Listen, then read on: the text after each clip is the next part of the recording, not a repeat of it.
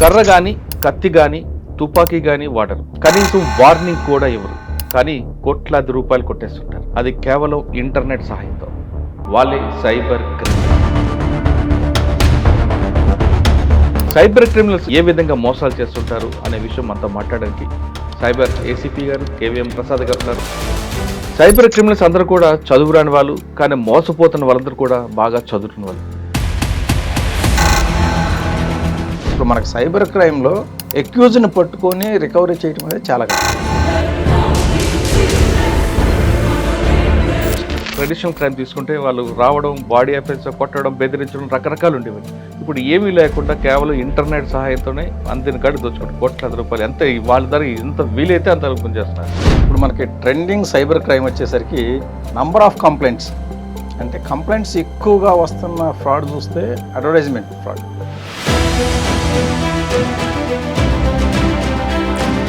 కూడా మన రాజస్థాన్లో ఉంటాయి ఈ క్యూఆర్ కోడ్ స్కామ్లన్నీ కూడా అడ్వర్టైజ్మెంట్ ఫ్రాడ్స్. మనం యాడ్స్ ఇస్తే మనకి కాంటాక్ట్ అయ్యి డబ్బులు వేయించుకునేది, లేదా వాళ్ళు యాడ్స్ ఇచ్చి కూడా మనల్ని డూప్ చేస్తారు.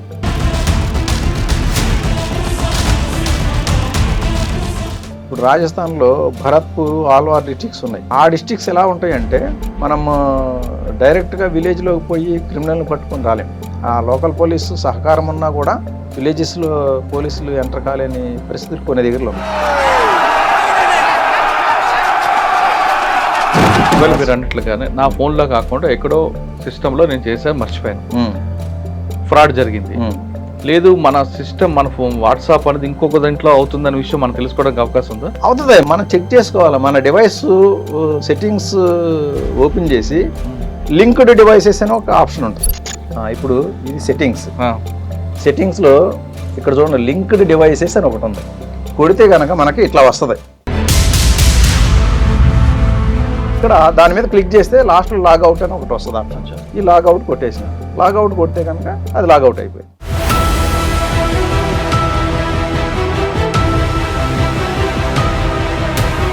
ఇలా బగ్ ఉందో తెలుసా అండి?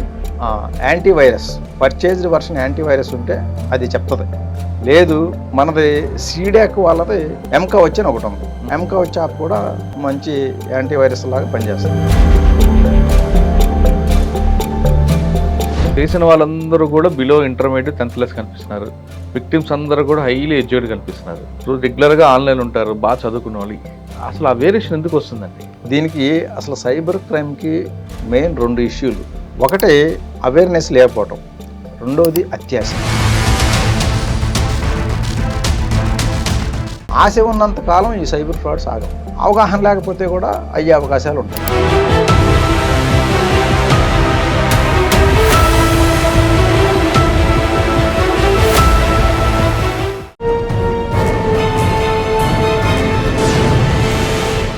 Welcome to I dream. కర్ర కానీ కత్తి కానీ తుపాకీ కానీ వాడరు, కనీసం వార్నింగ్ కూడా ఇవ్వరు. కానీ కోట్లాది రూపాయలు కొట్టేస్తుంటారు. అది కేవలం ఇంటర్నెట్ సహాయంతో. వాళ్ళే సైబర్ క్రిమినల్స్.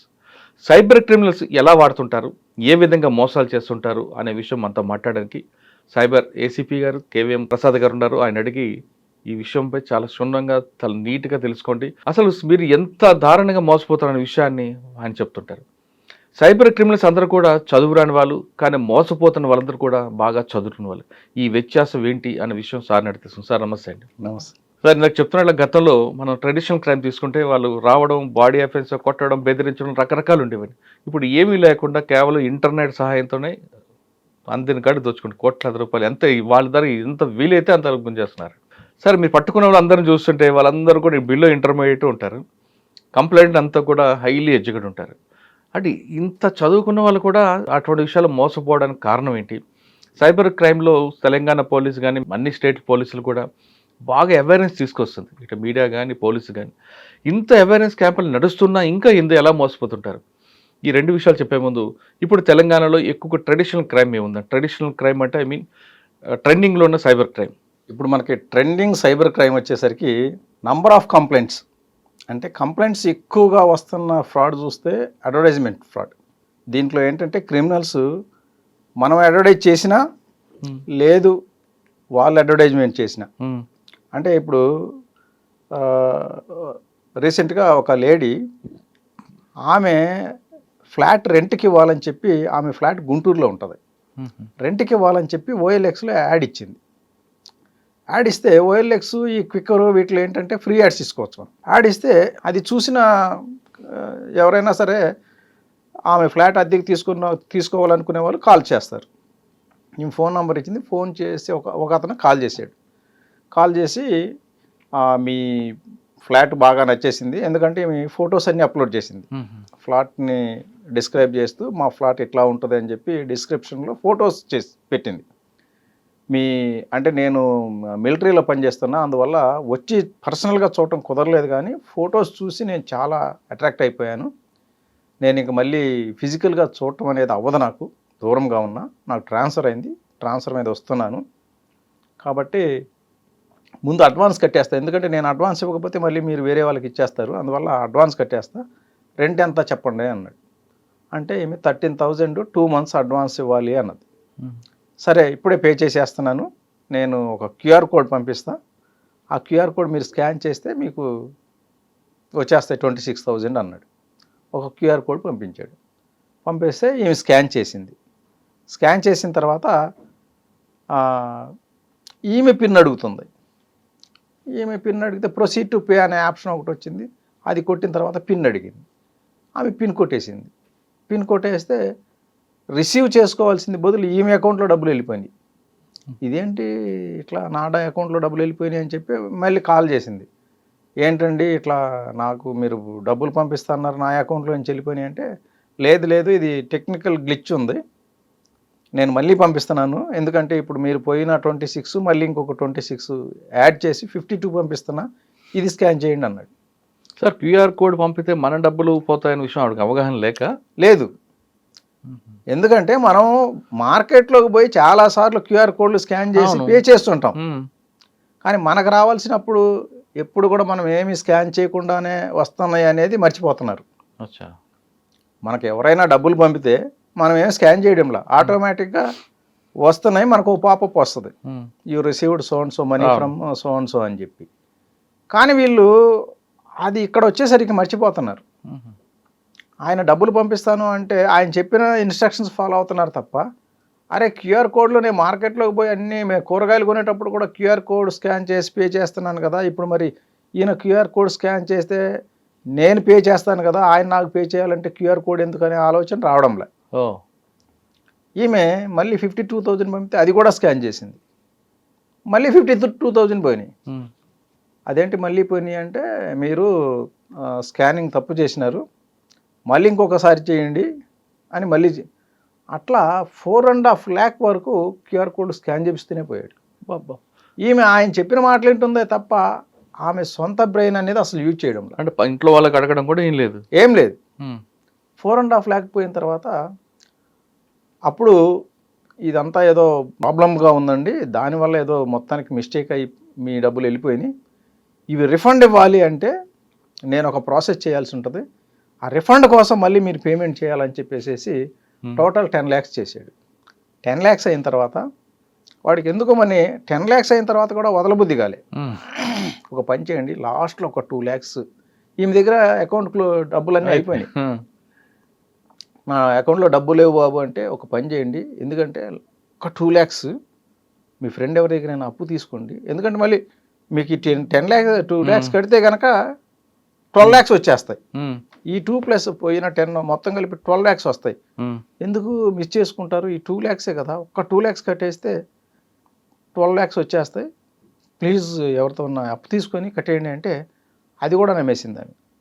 వాళ్ళ ఫ్రెండ్కి ఫోన్ చేసి 2 lakhs లోన్ తీసుకుంది, లోన్ తీసుకొని ఆ 2 lakhs కూడా పంపించిన తర్వాత మళ్ళీ ఏం రాలా. అప్పుడు ఓహో ఇక ఎన్ని లక్షలు కట్టినా కూడా ఇది మనకు రావు, అందువల్ల అప్పుడు అర్థమైంది క్యూఆర్ కోడ్లు స్కాన్ చేస్తే మనకు డబ్బులు రావు, మన డబ్బులు పోతాయి అనేది. అప్పుడు వచ్చి కంప్లైంట్ చేయడం జరిగింది. ఇలా కంప్లైంట్ అయిన తర్వాత మీరు ఏమన్నా దాన్ని పర్సూ చేశారా ఆ కేసుని? పర్సూ చేసాం, అవన్నీ కూడా మన రాజస్థాన్లో ఉంటాయి. ఈ క్యూఆర్ కోడ్ స్కామ్లన్నీ కూడా అడ్వర్టైజ్మెంట్ ఫ్రాడ్స్, మనం యాడ్స్ ఇస్తే మనకి కాంటాక్ట్ అయ్యి డబ్బులు వేయించుకునేది, లేదా వాళ్ళు యాడ్స్ ఇచ్చి కూడా మనల్ని డూప్ చేస్తారు.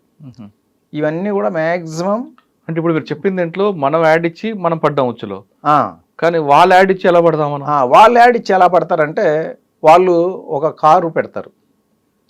మనకి ఓఎల్ఎక్స్ మొత్తం సెర్చ్ చేస్తే ఆ కారు వేరే దగ్గర దొరుకుతుంది. అదే ఫోటో, అదే నంబరు మొత్తం యాజ్ ఇట్ ఈజ్ ఉంటాయి. కానీ అందులో 10 లక్షలు చేస్తే ఈయన 2 లక్షలు పెట్టేస్తాడు. ఓ బ్రాండ్ న్యూ మెరిసిపోతుంటుంది కార్ ఫొటోస్, కానీ 2 lakhs కోట్ చేస్తాడు. అప్పుడు మనకేంటి, ఎక్కడైనా సరే చీప్కి ఏదైతే దానికే పోతాం. ఒక దగ్గర 10 లక్షలు ఉంది, ఒక దగ్గర 2 లక్షలు ఉంది అంటే ఎందుకు ఉంది అని ఆలోచించరు. ఆలోచించకుండా ఈ 2 lakhs వాడికి కాల్ చేస్తారు. కాల్ చేస్తే ఆయన నాకు రీసెంట్గా ట్రాన్స్ఫర్ అయిందమ్మా, నేను వెళ్ళిపోతున్నా, అందుకనే నేను మిలిటరీలో పనిచేస్తాను, కాబట్టి ఇది తొందరగా డిస్పోజ్ చేసి వెళ్దామనే ఉద్దేశంతో చీప్గా అమ్మేస్తున్నా, లేకపోతే దీని కాస్ట్ 10 lakhs, ఇంకా నాకు తొందరగా ఉండటం వల్ల చీప్గా ఇచ్చేస్తున్నా అని చెప్పి మనం అడగకపోయినా కూడా ఆయన ఆర్మీ కార్డు ఒకటి పంపిస్తాడు. ఆర్మీలో ఇచ్చిన ఐడెంటిటీ కార్డు, తర్వాత ఆధార్ కార్డు ఒకటి పంపిస్తాడు, రిజిస్ట్రేషన్ సర్టిఫికేట్ ఒకటి పంపిస్తాడు. ఇవన్నీ పంపించి వీళ్ళకి కాన్ఫిడెన్స్ అనమాట, ఓ ఈయన అంత ఆథెంటికేటెడ్ పర్సన్, జెన్యున్ పర్సన్ అనే ఇది కల్పించడం కోసం ఇవన్నీ పంపించి వీళ్ళకి అప్పుడు ఇది చూసిన తర్వాత ఇదేదో కొంచెం జెన్యున్గానే ఉందిలే అనిపిస్తుంది. అప్పుడు మీరు ఓకే అంటే మరి మీరు కొంచెం అడ్వాన్స్ పే చేస్తే నేను బండి మీకు పంపిస్తానంటాడు. అడ్వాన్స్ ఎంత అంటే ఏం లేదు, జస్ట్ ఒక 2 lakhs చెప్తే కనుక ఒక 20,000 పంపించండి అంటాడు. ఈ 20,000 పంపించిన తర్వాత ఇక్కడ మేము ఆర్మీలో ఉన్నాం కదా, దీనికి ప్యాక్ చేయాలా, మామూలుగా పంపితే ఊరుకోరు ఇక్కడ, ఆ ప్యాకింగ్ ఛార్జెస్ ఇంకో 20,000 అంటాడు. అవి పంపుతారు. 40 అయిపోయింది. అవి పంపిన తర్వాత ఆర్మీ గేట్ ఛార్జెస్ అని ఉంటుంది, ఎందుకంటే మా ఆర్మీ గేట్లో నుంచి రావాలి అంటే ఆర్మీ గేట్ ఛార్జెస్ కట్టాలా, దీనికి ఒక 40,000 అంటాడు. 80 అయిపోయింది. 80 అయిపోయిన తర్వాత ఇంకొక అతను కాల్ చేస్తాడు, నేను మీ వెహికల్ తెచ్చానండి, అయితే 50% కట్టాలా, ఇప్పుడు 50% కట్టకపోతే ఓనర్ ఒప్పుకోడు, 50% అంటే 2 lakhsలో 50% 1 lakh. ఈ 1 lakh కడితే కనుక మీకు డెలివరీ ఇచ్చేసి వెళ్ళిపోతా అంటాడు. అంటే అదేంటి, ముందు నాకు డెలివరీ ఇచ్చిన తర్వాత కట్టమన్నాడే అంటే లేదు ఓనర్ ఒప్పుకోవట్లేదు, ఇప్పుడు నేను మాట్లాడినా ఇప్పుడే, మీరు 50 కట్టాలా అంటాడు. సరే అట్లా అయినా 1 + 80 180 మనకి 2 మనం మాట్లాడుకున్న దానికి లోపే ఉంది కదా అని చెప్పి ఈ 1 కూడా వేసేస్తారు. 180 అయిపోయింది. 180 అయిపోయిన తర్వాత మళ్ళీ కాల్ చేస్తాడు వాడు, ఇప్పుడు ఓనర్ ఒప్పుకోవట్లే, ఫుల్ అమౌంట్ ఇస్తే రిలీజ్ చేయి, డెలివరీ చేయి, లేకపోతే చేయద్దు అంటున్నాడు, ఆ 1 lakh కూడా వేసేయని అంటాడు. అప్పుడు ఆల్రెడీ 180 ఇచ్చాం కదండి. 180 ఇచ్చారు. ఆ 180 ఇస్తే ఓనర్ అట్లా ఒప్పుకోవట్లే, ఆ ఛార్జెస్ వేరు, ఇది వేరు. ఇప్పుడు మీరు ఫస్ట్ కట్టినవి advance, army gate charges, packing charges అవి అలాగో, ఇది వేరు. ఇప్పుడు మీరు ఫుల్ అమౌంట్ అంటే ఇంకో 1 lakh వేయాల్సిందే అంటారు. అంటే ఇక ఇప్పుడు ఆల్రెడీ 180 వెళ్ళిపోయినాయి, ఇది మరి వేయకపోతే మొత్తం పోతాయేమో అనే ఉద్దేశంతో ఆ 1 lakh కూడా వేసేస్తారు. 280 అవుతుంది. 280 అయిపోయిన తర్వాత అప్పుడు లేదు, ఇప్పుడు మార్కెట్లో మాకు ఇంకొక అతను వేరే బేరం వచ్చింది, వాళ్ళు 4 lakhs ఇస్తామంటున్నారు, మీరు కూడా 4 lakhs ఇస్తేనే ఇస్తాం అంటే ఇంకొక 2 lakhs. ఇలా 2 lakhs చెప్పి 10 lakhs వరకు వేయించుకున్న కేసులు చాలా ఉన్నాయి. వీళ్ళు ఎందుకంటే ఆల్రెడీ మన పోయిన డబ్బులు మళ్ళీ వస్తాయేమో అనే ఉద్దేశంతో అవి రికవరీ చేసుకుంటాం కోసం ఇంకా కొంచెం అని చెప్పేసి వేస్తూనే పోతారు. అలా పెద్ద మొత్తంలో వేసిన తర్వాత ఇక ఒక పాయింట్లో వీళ్ళకి అర్థమైపోద్ది ఫ్రాడ్స్టర్కి, వీళ్ళకి ఎంతకంటే వీళ్ళ కెపాసిటీ అయిపోయింది 1000 అని. అది అర్థం చేసుకున్న వెంటనే వీళ్ళ ఫోన్స్ బ్లాక్ చేసి పడేస్తారు. సార్ అటువంటి కేసులు వచ్చాయనుకోండి, మీరు ఇన్వెస్టిగేషన్ ఎలా తీసుకొస్తారు దాన్ని? అంటే డైరెక్ట్ గోల్డెన్ అవర్ దాటిపోయి వస్తుంది మీ దగ్గరికి. మరి ఎలా? గోల్డెన్ అవర్ దాటిపోతే కొంచెం కష్టం, ఎందుకంటే ఇప్పుడు మనకు సైబర్ క్రైమ్లో ఎక్యూజ్ని పట్టుకొని రికవరీ చేయడం అనేది చాలా కష్టం. ఎక్యూజ్డ్ అంతా కూడా చాలా దూర ప్రాంతాల్లో ఉంటారు. ప్లస్ ఇప్పుడు ప్రజెంట్ సినారియోలో అయితే అవుట్ ఆఫ్ ఇండియాకి వెళ్తున్న డబ్బు 60% పైన ఉంటుంది. ఒక 70% వరకు సైబర్ ఫ్రాడ్లో జరిగే అమౌంట్లో 70% వరకు ఇండియా దాటి వెళ్ళిపోతుంది. ఇండియాలో ఉన్నదే రికవర్ చేయటం కష్టం, ఇండియా దాటి వెళ్ళిపోతే హైలీ ఇంపాసిబుల్. అందువల్ల ఏంటంటే మనకి ఇప్పుడు సెంట్రల్ గవర్నమెంట్ I4C క్రియేట్ చేసి దాని ద్వారా ఎన్సీఆర్పి అనేది ఒకటి క్రియేట్ చేసి ఎన్సీఆర్పిలో మనం ఎంత త్వరగా కాల్ చేస్తే అంత త్వరగా మన అమౌంట్స్ని రికవర్ చేసే సిస్టమ్ ఉంది. దీంట్లో ఎట్లా అంటే ఎన్సీఆర్పిలో మనం కంప్లైంట్ చేయాలి అంటే కనుక 1930 టోల్ ఫ్రీ నంబర్ ద్వారా కానీ లేదు cybercrime.gov.in ఈ వెబ్సైట్లోకి వెళ్ళి కూడా ఆ cybercrime.gov.in వెబ్సైట్లో కనిపించిన అది కంప్లైనింగ్ పోర్టల్ అనమాట. కంప్లైంట్ చేయడానికి ఫెసిలిటేట్ చేస్తుంది. అది ఓపెన్ చేస్తే అదే గైడ్ చేస్తుంది మనకి. మనం ఎవరి గైడెన్స్ కూడా తీసుకోకుండా cybercrime.gov.in కొడితే వెంటనే పోర్టల్ ఓపెన్ అవుతుంది. ఆ పోర్టల్లోనే రిజిస్టరే కంప్లైంట్. దాంట్లో 2-3 టైప్స్ ఉంటాయి. Non financial. నాన్ ఫైనాన్షియల్లో లేడీస్ ఎవరైనా సోషల్ మీడియా కేసెస్ రిపోర్ట్ చేయాలనుకుంటే వాళ్ళ ఐడెంటిటీని హైడ్ చేసుకొని కూడా చేయొచ్చు. అటువంటి ఆప్షన్స్ ఉన్నాయి అందులో. ఆ ఆప్షన్స్ ఉపయోగించుకొని ఫైనాన్షియల్ నాన్ ఫైనాన్షియల్ మనం సెలెక్ట్ చేసుకొని మనం క్లిక్ చేస్తే మన ఫస్ట్ విక్టిమ్ డీటెయిల్స్ తీసుకుంటుంది. ఎందుకంటే ఫేక్ కంప్లైంట్ చేయకుండా ఉండటం కోసం ఓటీపీ అనేది కంపల్సరీ ఇది పెట్టారనమాట. ఎందుకంటే ఏదైతే ఫోన్ నెంబర్తో మనం వాడతామో ఆ ఫోన్ నెంబర్కి ఓటీపీ పంపి చెక్ చేస్తారు ఇది జెన్యున్ కంప్లైంటా కాదని. ఆ ఓటీపీ కనుక ఇదైపోయిన తర్వాత డీటెయిల్స్ తీసుకుంటారు. Victim details plus transaction details. ఈయన విక్టిమ్ యొక్క bank account, transaction ID, date of transaction amount ఇవి కలెక్ట్ చేసుకొని మనకి అక్యూజ్డ్ యొక్క సస్పెక్ట్ యొక్క డీటెయిల్స్ పూర్తిగా తెలిస్తే అందులో ఆప్షన్ ఉంది. పేరు, ఫోన్ నెంబరు, లొకేషన్ అన్నీ చెప్పచ్చు. మనకు తెలిసిన డీటెయిల్స్ ఇవ్వచ్చు. జనరల్గా ఏంటంటే ఫోన్ కాల్సే కాబట్టి ఫోన్ నెంబర్ తప్ప మన దగ్గర ఏముండవు. వాళ్ళు చెప్పే పేర్లన్నీ దొంగ పేర్లు ఉంటాయి. ఫేక్ నేమ్స్ చెప్తారు. మనకి దొంగ ఎవడో కూడా వాడి ఒరిజినల్ పేరు చెప్పడు కదా. ఆ ఫేక్ నేమ్ ఏదో చెప్తే ఆ నేము ప్లస్ ఫోన్ నెంబరు జనరల్గా అవి ఇస్తుంటారు.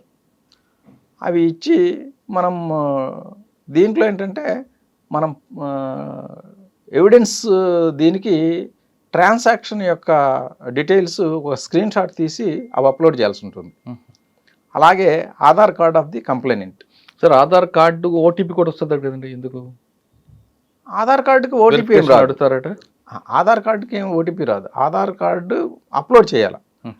ఒక ఆధార్ కార్డు మనం ఇచ్చిన డబ్బుల యొక్క ట్రాన్సాక్షన్స్ యొక్క స్క్రీన్ షాట్స్. ఎందుకంటే ఎవిడెన్స్ లేకపోతే మళ్ళీ ఫేక్ కంప్లైంట్లు చేసే ఇది ఉంటుంది.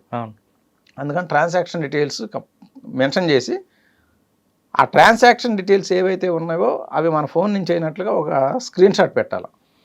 అవి పెడితే వెంటనే ఇప్పుడు విక్టిమ్ యొక్క అకౌంట్ నుంచి ఫస్ట్ ఏ అకౌంట్కి పోయింది చూస్తారు. చూసి ఆ అకౌంట్లో మనీ ఉంటే కనుక అక్కడే హోల్డ్ చేసేస్తారు. లేదు అక్కడి నుంచి వేరే అకౌంట్కి వెళ్ళింది, ఆ వేరే అకౌంట్ ఎక్కడికి పోయిందో చూసి అక్కడ హోల్డ్. అలా లాస్ట్ వరకు మనీ విత్డ్రా అయ్యే వరకు కూడా ట్రాకింగ్ ఉంటుంది. మనీ ట్రాక్ చేస్తారు.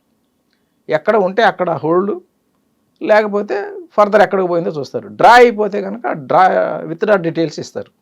చెక్ ద్వారా డ్రా చేశారా, ఏటీఎం ద్వారా డ్రా చేశారా, పిఓఎస్ ట్రాన్సాక్షన్స్ ద్వారా డ్రా చేశారా, లేకపోతే వేరే ఏదైనా షాపింగ్ ఏటీఎం ద్వారా, ఇట్లా ఏ విధంగా డ్రా అయ్యింది ఆ డీటెయిల్స్ ఇవ్వడం జరుగుతుంది.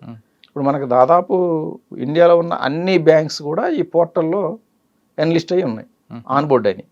కాబట్టి ప్రతి బ్యాంక్కి ఎన్సీఆర్పి పోర్టల్ సెపరేట్, వాళ్ళకి బ్యాంకింగ్ అఫీషియల్స్కి సెపరేట్ సేమ్ పోర్టలే, లాగిన్స్ వేరనమాట. వాళ్ళందరికీ లాగిన్స్ ఇచ్చారు. వాళ్ళు ప్రతి బ్యాంకు ప్రతి బ్రాంచ్లో లాగిన్ ఉంటుంది. సార్ ఇది ఒక టైంలో ఇచ్చారనుకోండి, ఇప్పుడు నాకు మోసం జరిగింది, వెంటనే తెలుసుకొని అనేటికి ఈ ప్రాసెస్ అంతా ఒక అరగంట ఒక గంట అవుతుంది. కానీ మీరు చెప్తున్నట్టు 2 కేసుల్లో రోజుల తరబడి అయిన తర్వాత నేను కంప్లైంట్ ఇస్తే ఏమైనా బెనిఫిట్ ఉంటుందా? రోజులు తరబడిన తర్వాత కంప్లైంట్ ఇస్తే కనుక ఫోన్ నెంబర్ ఉంది కాబట్టి దాన్ని ట్రాక్ చేయొచ్చు. ఒకవేళ స్విచ్ ఆఫ్ అయినా కూడా అప్పటి వరకు లొకేషన్స్ ఎక్కడ ఉన్నాయి, పర్టికులర్గా ఫ్రాడ్ జరిగినప్పుడు లొకేషన్స్ ఎక్కడ ఉన్నాయి, తర్వాత మనీ వేస్తున్నాము అంటే ఖచ్చితంగా అది ఒక అకౌంట్ నుంచే పోద్ది, ఇంకొక అకౌంట్కి పోద్ది. ఆ అకౌంట్ హోల్డర్ ఎవరు, అకౌంట్ హోల్డర్కి ఏంటంటే కేవైసీ డీటెయిల్స్ ఉంటాయి. తర్వాత దానికి సంబంధించి ఒక ఫోన్ నెంబర్ ఉంటుంది. ఇప్పుడు అన్నీ కూడా యూపీఐ ట్రాన్సాక్షన్స్ ఎక్కువైపోయాయి. యూపీఐ ట్రాన్సాక్షన్ చేయాలి అంటే ఫోన్ నెంబర్ తప్పదు, దానికి ఒక ఫోన్ నెంబర్ ఉంటుంది. తర్వాత యూపీఐ ట్రాన్సాక్షన్ చేయాలంటే నెట్ అవసరం, నెట్ లేకుండా కావదు. కాబట్టి ఇంటర్నెట్ ఏది వాడారు, ఇటువంటి విషయాలని డీప్గా ఇన్వెస్టిగేట్ చేసి ట్రేస్ చేసి ఎక్యూజ్ని పట్టుకోవాలి. ఇప్పుడు రాజస్థాన్లో భరత్పూర్, ఆల్వార్ డిస్ట్రిక్ట్స్ ఉన్నాయి. ఆ డిస్ట్రిక్ట్స్ ఎలా ఉంటాయంటే మనం డైరెక్ట్గా విలేజ్లోకి పోయి క్రిమినల్ని పట్టుకొని రాలేం. ఆ లోకల్ పోలీసు సహకారం ఉన్నా కూడా విలేజెస్లో పోలీసులు ఎంటర్ కాలేని పరిస్థితులు కొన్ని దగ్గరలో ఉన్నాయి. అటువంటి వాటిలో తప్ప మిగతా అవన్నీ, మిగతా అదర్ ఏరియాస్లో ఢిల్లీ కానీ, బీహార్ కానీ, వెస్ట్ బెంగాల్ కానీ అదర్ ఏరియాస్లో కనుక లొకేషన్స్, బ్యాంక్ అకౌంట్స్ ఉంటే కనుక మనం పోయి వాళ్ళని పట్టుకొస్తాం. రికవరీ విషయమే చెప్పలేము సార్. పట్టుకున్నప్పుడు కూడా మీరు ఎవరో ఆధార్ కార్డు దొరికింది లేదా బ్యాంక్ అకౌంట్ దొరికి పట్టుకుంటారు, అది దొంగ అకౌంట్లు అవి ఉంటాయి కదండి, కొన్ని మ్యూల్ అకౌంట్ల మీద అది నడుస్తుంటాయి. వాళ్ళు పట్టుకుంటే ఏం బెనిఫిట్ ఉంటుంది? అదే ఇప్పుడు బెనిఫిట్ ఎంత ఉంటుంది అనేది, ఇప్పుడు ఒక అకౌంట్ హోల్డర్ని పట్టుకుంటాం, ఆయనకు అడుగుతాం నువ్వు వాడుతున్నావా, ఎవరు వాడుతున్నారు, ఈ డబ్బులు ఏం చేసినావని. ఎందుకంటే ఇప్పుడు నా అకౌంట్లో డబ్బులు పడినాయి, వేరే ఎవరు వాడుకున్నా కూడా రెస్పాన్సిబిలిటీ నాదే కదా. మరి నీ అకౌంట్లో పడినాయి కాబట్టి నువ్వే రెస్పాన్సిబుల్, ఈ అమౌంట్ ఏం చేసావు చెప్పు అని అడుగుతాం. ఆయన ఇంకొక ఆయన పేరు చెప్తాడు. దీంట్లో ఎట్లా ఉంటుందంటే, ఇప్పుడు బీహార్లో అకౌంట్ ఉంటుంది, ఈయన ఇచ్చినోడు ఢిల్లీలో ఉంటాడు. ఇప్పుడు ఈయన్ని పట్టుకున్నాం, ఢిల్లీ పోవటానికి అక్కడ టీం ఉండదు రెడీగా. అటువంటిప్పుడు మనం ఢిల్లీ పోయి వాడిని పట్టుకుంటే కొంత రికవర్ అవుతాయి. ఎందుకంటే అకౌంట్ మేనేజ్ చేసేవాడు ఎక్కువ డబ్బులు వాడు కాజేస్తాడు కాబట్టి వాడిని పట్టుకుంటే రికవర్ అవుతుంది. కానీ మనం ఈయన్ని పట్టుకొని వెంటనే ఢిల్లీ పోవడం అంటే కష్టం. మనం ఢిల్లీ ఒకవేళ సరే ఈయన తీసుకొని బయలుదేరుదామంటే మన లీగల్ ఫ్రేమ్వర్క్ ప్రకారం ఏంటంటే ఇతను అక్కడ కోర్టులో ప్రొడ్యూస్ చేయాలి ఫస్ట్. ఎందుకంటే మనం బీహార్ నుంచి ఢిల్లీ పోవాలంటే 24 hours టైం సరిపోదు. మనం ఏ అక్యూజ్ని పట్టుకున్నా 24 hours లోపు కోర్టు ముందు ప్రొడ్యూస్ చేయాలి. కాబట్టి ఈయన్ని అక్కడ లోకల్గా కోర్టులో ప్రొడ్యూస్ చేయాల్సిందే. ఆ ప్రొడ్యూస్ చేసేటప్పుడు కోర్టులు ఏంటంటే ట్రాన్సిట్ పీరియడ్ ఇస్తాయి. ఆ ట్రాన్సిట్ పీరియడ్ ఏంటంటే ఆ కోర్టు నుంచి మన కోర్టుకి, హైదరాబాద్లో ఉన్న కోర్టుకి తీసుకురావడానికి ఎంత టైమో అంతే ఇస్తాయి. ఈయన తీసుకొని ఢిల్లీ పోవటం, ఢిల్లీలో తిరగటం, ఢిల్లీలో వాడిని పట్టుకోవటం, ఇదంతా చేయడం. అంటే ఫస్ట్ ఎఫ్ఐఆర్ ఎక్కడైందో ఆ స్టేట్కి పంపించి మళ్ళీ తీసుకోవాలా, లేదంటే బాంబే టు డైరెక్ట్ ఢిల్లీ వెళ్ళొచ్చండి? ఢిల్లీ వెళ్ళటానికి ఇప్పుడు బీహార్ నుంచి మనం బీహార్ కోర్టులో ప్రొడ్యూస్ చేసి, బీహార్ కోర్టు నుంచి కోర్టు ఏమి ఇస్తుంది అంటే హైదరాబాద్ కోర్టులో ప్రొడ్యూస్ చేయడానికి 3 రోజులు టైం ఇస్తుంది. అంటే ఎఫ్ఐఆర్ అయింది, ఇష్యూ అయింది కాబట్టి ఈ 3 రోజుల టైంలో మనం ఢిల్లీ పోయి హైదరాబాద్ రావడానికి కుదరదు. ప్లస్ లీగల్గా కూడా అది రాంగ్ అవుతుంది. ఎందుకంటే కోర్టు బీహార్ నుంచి హైదరాబాద్ తీసుకుపోవటానికి టైం ఇచ్చింది కానీ ఢిల్లీ పోవటానికి ఇవ్వాల. అది ఇల్లీగల్. మళ్ళీ కోర్టుకి ఇది చెప్పాలా. ఇక్కడ నుంచి ఇప్పుడు ఈయన్ని తీసుకొని ఢిల్లీ పోయి ఇంకొక అక్యూజ్ని అరెస్ట్ చేయాలి, అక్కడికి ఇవ్వండి అంటే ఇవ్వరు. ఎందుకంటే మనకు లీగల్ ఫ్రేమ్వర్క్లో ఇది లేదు. కస్టడీ ఇస్తారు. మాకు 10 రోజులు పోలీస్ కస్టడీ ఇవ్వండి అంటే ఇస్తారు. అది అక్కడ మన రెగ్యులర్ కోర్టు ఇవ్వాలి. బయట పట్టుకున్నప్పుడు బీహార్లో ఒక పట్టుకున్నాం, లేదు కలకటాలో పట్టుకున్నాం, కలకటా కోర్టుకి పోలీస్ కస్టడీ ఇవ్వరు.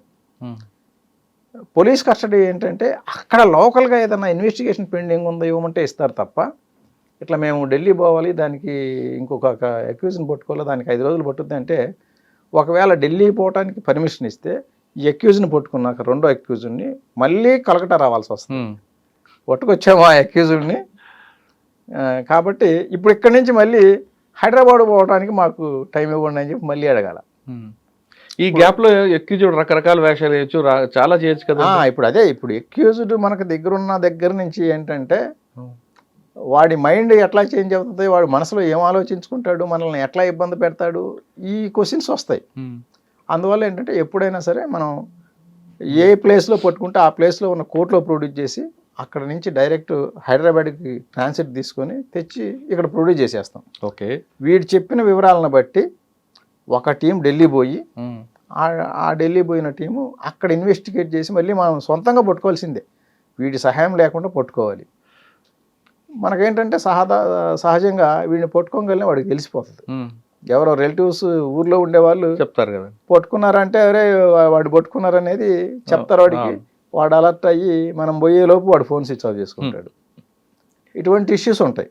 సరే, ఆ ఇష్యూస్తో పాటు ఇప్పుడు ఒక ఎఫ్ఐఆర్ అయింది, హైదరాబాద్ ఎగ్జాంపుల్ తీసుకుందాం, 30 లక్షలు పోయింది అనగానే మీ టీం అంతా కూడా ఆడ చెప్తుంటాడు కంప్లైంట్ వచ్చి, సార్ ఫోన్ నెంబర్ ఉంది సార్, అది సార్ ఇది సార్ బ్యాంక్, ఆయన ప్రెజర్ అయింది, ఆయన బాధ అయింది. కానీ మీ దగ్గర ఉన్న మ్యాన్ పవర్ ఆల్రెడీ ఒక పార్టీ బీహార్లో ఉందనుకుందాం, ఆ కేసు బీహార్ అనుకోండి, బాబు ఇది కూడా చూడరా అంటారు. అదర్వైజ్ రాజస్థాన్ అనుకోండి, మరి మ్యాన్ పవర్ టీము వెళ్ళాలా లేదా ప్రతి ఎఫ్ఐఆర్ కి మీరు టీం పంపిస్తుంటారా, అన్ని కలిపి ఒకసారి పంపిస్తారా? ఇప్పుడు పోలీసింగ్ అనేది ఏంటంటే స్టేట్ ఇష్యూ, ఇది సెంట్రల్ ఇది కాదు. లా అండ్ ఆర్డర్ అనేది స్టేట్ ఇష్యూ. కాబట్టి ఒక స్టేట్ పోలీస్కి కోఆర్డినేషన్ ఉండదు. అవును, కోఆర్డినేషన్ అంటే మనం ఇక్కడ చెప్పగలం, అక్కడ అరెస్టులు చేయరు. అక్కడ చేయాలి అంటే అక్కడ కూడా లీగల్ ఇష్యూస్. ఫస్ట్ ఎఫ్ఐఆర్ ఉండాలి, తర్వాత ఎఫ్ఐఆర్ ఉండి అరెస్ట్ చేస్తే కోర్టుకి వివరించగలగాల, ఇదిగో పలానా క్రైమ్, పలానా దీని గురించి ఇతన్ని అరెస్ట్ చేసినామని. తర్వాత అక్కడి నుంచి మళ్ళీ మన రెగ్యులర్ కోర్టుకు తీసుకురావాలి. ఎఫ్ఐఆర్ ఎక్కడైందో అక్కడ తీసుకురావాలా. ఇదంతా అక్కడ వాళ్ళు చేస్తే వాళ్ళకి చాలా తలకాయ నొప్పి. అది ఆ ప్రాబ్లం ఎలా సాల్వ్ చేస్తున్నారు? ఇప్పుడు రోజుకి ఒక 10 ఎఫ్ఐఆర్లు వస్తాయండి. 10 ఎఫ్ఐఆర్లు వస్తే 10 ఎఫ్ఐఆర్లో చూసుకొని మనం 10 దగ్గరలకి మన టీములు పంపాల్సిందే తప్ప మన టీం పంపడానికే కూడా అంత మ్యాన్ పవర్ మీకు ఉందా అని అడుగుతున్నా. అంటే 10 ఎఫ్ఐఆర్లు కలిపి పంపిస్తారా, ప్రతి ఇండివిజువల్ ఎఫ్ఐఆర్కి పంపిస్తుంటారా? 10 ఎఫ్ఐఆర్లు కంటే 10 ఎఫ్ఐఆర్లు ఒకే ప్లేస్లో ఉండవు కదా. ఇప్పుడు ఒక ఎఫ్ఐఆర్ లొకేషన్ రాజస్థాన్ ఉంటే ఇంకోటి ఢిల్లీ ఉంటుంది, ఇంకోటి వెస్ట్ బెంగాల్ ఉంటుంది. అట్లా మనం 10 ఎఫ్ఐఆర్లో అక్యూజ్డ్ 10 డిఫరెంట్ ప్లేస్లో ఉంటాడు. అందువల్ల డిఫరెంట్ ఆ టీంని అసలు మీరు ఆ మ్యాన్ పవర్ ఎలా వాడతారని ప్లేసెస్. మనకి ఇప్పుడు బీహార్లో ఒక లొకేషన్ ఉంది, మనకు వచ్చిన 4 ఎఫ్ఐఆర్లో సేమ్ లొకేషన్లు వచ్చినాయి. అప్పుడు ఒకే టీం అక్కడికి పోద్ది, ఆ 4 కేసుల్లో వాళ్ళు పరిశీలి చేస్తారు. అట్లా ప్లేస్ బట్టి ఆ ప్లేస్ బట్టి ప్లేస్ వైజ్. ఎందుకంటే కొన్ని దగ్గరలో ఏంటంటే సేమ్ ఎంఓ 4 ప్లేసుల్లో చేయొచ్చు. ఢిల్లీలో కూడా